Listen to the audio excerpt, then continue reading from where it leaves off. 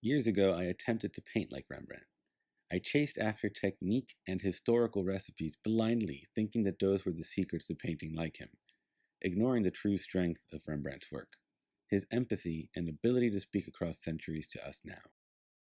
When I see this painting in person, I am gripped by the pain in his eyes, a pain that comes from a life lived, mistakes made, regrets.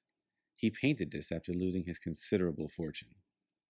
But there is also wisdom in his expression, a wisdom for the ages, if I can allow myself an overused cliche. I began with the drawing, intending to faithfully reproduce this painting, and then I started painting as I would any of my own personal works, with colorful paint and flat brushes. But I realized that I was adding nothing of value to what has already been done.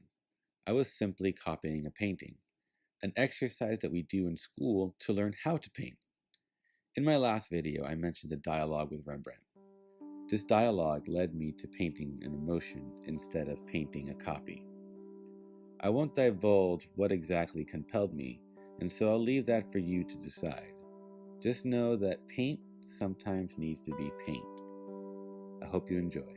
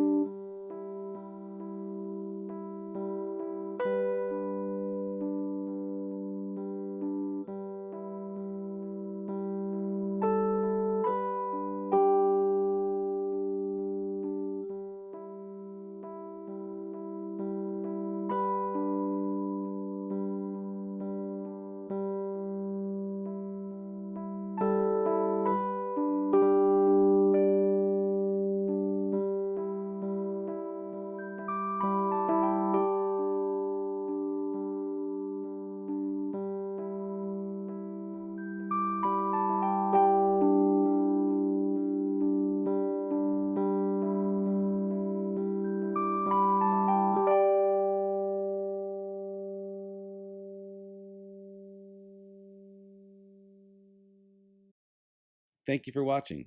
I hope you enjoyed this two-parter on Rembrandt. This week I will be uploading 2 videos for your enjoyment. So subscribe if you want to continue watching me paint and listening to the soothing sound of my voice. If you enjoy these videos and know someone who might enjoy them as well, please share.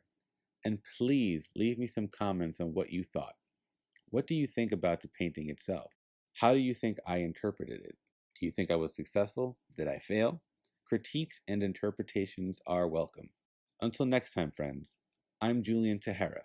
Now go push some colored dirt around.